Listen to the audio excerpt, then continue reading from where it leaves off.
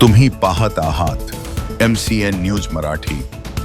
अकोला जिल्ह्यातील बाळापूर तालुक्याच्या हातरुण व परिसरातील गावांमध्ये मागील 4 दिवसांपासून वीज पुरवठ्याचा मोठा प्रश्न निर्माण झालाय। थोडासाही पाऊस झाला की रात्रभर वीज गायब होत असल्याने नागरिक हैराण झाले आहेत। हातरुण उपकेंद्रातून हातरुण, खंडाळा, माजरी, सिंगोली, मालवाडा, बोरगाव, वैराळे, सोनाळा आदी गावांना वीज पुरवठा केला जातो। मात्र मागील काही दिवसांपासून वीज पुरवठा वारंवार खंडित होत असून नागरिकांना आली गेली अशा लपंडावाला सामोरे जावे लागत आहे।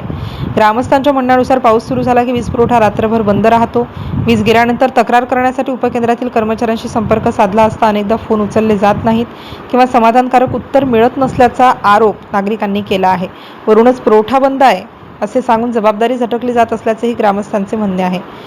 वारंवार खंडित होणाऱ्या वीज पुरवठ्यामुळे गावातील छोटे व्यावसायिक, पिठाच्या गिरण्या तसेच पिण्याच्या पाण्याच्या व्यवस्थेवर मोठा परिणाम झालाय। नागरिकांच्या दैनंदिन जीवनात अडचणी निर्माण झाल्या आहेत। दरम्यान येत्या 2 दिवसात वीज वितरणाने नागरिकांची ही समस्या सोडवली नाही तर नागरिकांची ही समस्या सोडवली नाही तर महावितरण कार्यालयावर नागरिकांच्या वतीने धडक मोर्चा काढण्यात येणार असल्याचा इशारा देण्यात आला आहे। MCN न्यूज मराठी करिता काझी मेहंदी हसन, हातरुण।